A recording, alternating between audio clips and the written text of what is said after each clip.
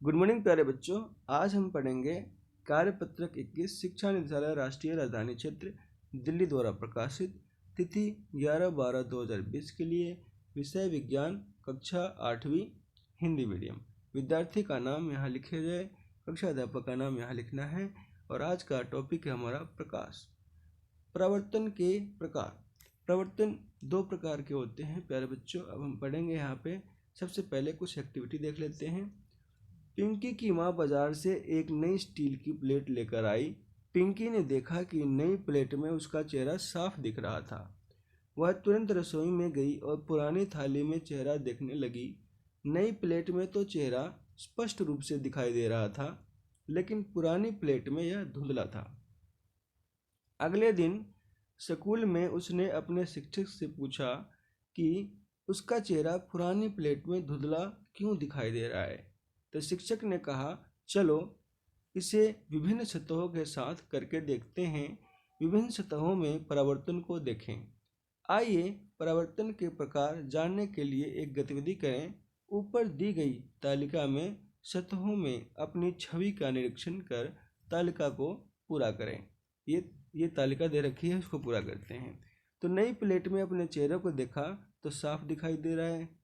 लकड़ी की टेबल में देखा तो नहीं दिखा। दर्पण में देखा तो साफ दिखाई दिया। पानी से भरी बाल्टी में साफ दिखाई दिया। दीवार में देखा तो नहीं दिखा। चिकनी टाइल्स में देखा तो धुंधला दिखा। तो ये एक्टिविटी करके देखनी है प्यारे बच्चों। ऐसे नहीं है कि आपको कुछ भी लिख देना है, ठीक है। तो ये एक्टिविटी आपको करके देखनी है घर में, ओके। अब हम परावर्तन के दो प्रकार देखते हैं। पहला है नियमित परावर्तन। जब सभी समानांतर किरणें किसी चिकनी सतह से, प्यारे बच्चों ध्यान से सुनना, चिकनी सतह से परावर्तित होने के पश्चात समानांतर होती है तो ऐसे परावर्तन को नियमित परावर्तन कहते हैं। जैसे नई स्टील में नियमित परावर्तन होता है जिससे चेहरा स्पष्ट दिखाई देता है। तो प्यारे बच्चों देखो, ये चिकनी सतह है, नियमित सतह है, ये आपतित समानांतर किरणें हैं, ठीक है। ये समानांतर किरणें हैं, ये परावर्तन के बाद भी ये समानांतर दिखाई दे रही हैं, समानांतर हैं। तो ऐसा कभी जब भी होता है, ठीक है, तो ये कैसा परिवर्तन होता है? नियमित परिवर्तन होता है। अब हम अनियमित या विस्तृत परिवर्तन को पढ़ते हैं। जब किसी अनियमित सतह या खुरदरी से परावर्तित सभी की समानांतर किरणें एक दूसरे के समानांतर नहीं होती। देखो प्यारे बच्चों, ये सारी समानांतर किरणें हैं, आपतित समानांतर किरणें, लेकिन परावर्तन के बाद ये समानांतर नहीं है, ठीक है, ये समानांतर नहीं है। तो इस टाइप के परिवर्तन को हम क्या बोलते हैं? विस्तृत या अनियमित परावर्तन। जैसे पुरानी प्लेट में विस्तृत और अनियमित परावर्तन होता है, ठीक है, जिसके कारण हमें चेहरा साफ दिखाई नहीं देता। अब हम पढ़ेंगे, क्या हम सभी वस्तुओं को परावर्तित प्रकाश के कारण ही देखते हैं? ठीक है, इसको पढ़ते हैं। आपको चारों ओर की लगभग सभी वस्तुएं परावर्तित प्रकाश के कारण दिखाई देती हैं। जो पिंड दूसरी वस्तुओं के प्रकाश में चमकते हैं उसे प्रदीप्त पिंड कहते हैं। स्वयं का प्रकाश उत्सर्जित करने वाले पिंडों को दीप्त पिंड कहते हैं। जो स्वयं का प्रकाश उत्पन्न करता है उसको दीप्त, और जो दूसरी वस्तुओं के प्रकाश में चमकते हैं उसको प्रदीप्त, ठीक है। ये प्रदीप्त है, ये दीप्त है। दीप्त यानी स्वयं वाला है, ठीक है। जब इनका प्रकाश हमारी नेत्रों पर पड़ता है तब हम इन्हें देख पाते हैं, जैसे सूर्य, मोमबत्ती की ज्वाला और विद्युत लैंप। तो स्वयं को जांचिए। अब हम क्वेश्चंस करते हैं। विस्तृत परावर्तन किसे कहते हैं प्यारे बच्चों?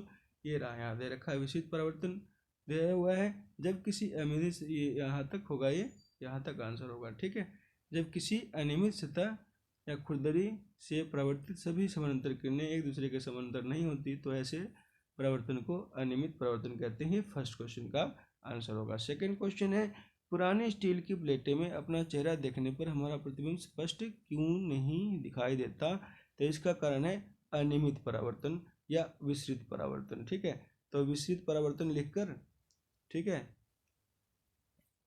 विस्तृत परावर्तन लिखोगे, ठीक है। उसके बाद कहोगे जिसके यही कारण है कि चेहरा स्पष्ट रूप से दिखाई नहीं देता। तो यहाँ पे लिखना है विस्तृत परावर्तन के कारण, ठीक है, विस्तृत परावर्तन के कारण चेहरा स्पष्ट रूप से दिखाई नहीं देता। ये आंसर हो जाएगा। अब थर्ड क्वेश्चन है, विस्तृत परावर्तन और अनियमित परावर्तन विस्तृत परावर्तन और नियमित परावर्तन के बीच अंतर स्पष्ट कीजिए। प्यारे बच्चों, इस क्वेश्चन का आंसर कैसे लिखना है मैं आपको समझाता हूँ। ठीक है, आपको एक लाइन ऐसे खींचनी है, इधर लिखना है नियमित परावर्तन, ठीक है, इधर लिखना है नी से नियमित, इधर से वी से विस्तृत परावर्तन। ठीक है, दो डिफरेंस बनाने हैं आपको, नंबर 1 और नंबर 2। ठीक है, पहला डिफरेंस तो क्या, परिभाषा लिखना है। ठीक है, परिभाषा यहाँ से आप देख के लिख सकते हो। ठीक है, परिभाषा यहाँ से ये रहा, जब सभी समानांतर किरणें किसी चिकनी सतह से परिवर्तित होने के पश्चात समानांतर होती है तो ऐसे परिवर्तन को नियमित परिवर्तन कहते हैं। दूसरे में भी परिभाषा लिखनी है, ये रही परिभाषा। ठीक है, यहाँ तक। उसके बाद यहाँ पे, ठीक है, दूसरा डिफरेंस क्या होगा कि इसमें चेहरा स्पष्ट दिखाई देता है। ठीक है, चेहरा स्पष्ट दिखाई देता है, उसमें स्पष्ट दिखाई नहीं देगा। चेहरा स्पष्ट दिखाई देता है। ठीक है, इसमें दिखाई नहीं देता, स्पष्ट धुंधला दिखाई देता है। तो ऐसे करना है इसका आंसर। अब हमारे पास नेक्स्ट क्वेश्चन है, क्वेश्चन नंबर 4। दीप्त पिंड किन्हें कहते हैं, दो उदाहरण दीजिए। तो प्यारे बच्चों, मैंने आपको समझाया था, स्वयं का प्रकाश उत्सर्जित करने वाले पिंडों को दीप्त पिंड कहते हैं। जैसे सूर्य का प्रकाश, सूर्य, मोमबत्ती की ज्वाला और विद्युत लैंप। ये 4th क्वेश्चन का आंसर होगा। लास्ट क्वेश्चन है 5th। नियमित परिवर्तन करने वाली दो सतहों के नाम बताइए। तो नियमित परिवर्तन करने वाली दो सतहों के नाम बताने हैं जिसमें इमेज जो है, प्रतिबिंब साफ दिखेगा। तो एक हो जाएगा हमारा नई स्टील प्लेट, दूसरा हो जाएगा दर्पण। ठीक है प्यारे बच्चों, अब लास्ट पॉइंट है कोविड के संदर्भ में उचित संबंधी व्यवहार। नियमित रूप से अपने हाथों को साबुन और पानी से धोइए। ठीक है प्यारे बच्चों, तो प्यारे बच्चों, इस प्रकार हमारी ये वर्कशीट कार्यपत्रक 21 विषय विज्ञान कक्षा 8वीं हिंदी मीडियम की कंप्लीट होती है। वीडियो देखने के लिए आपका बहुत बहुत धन्यवाद।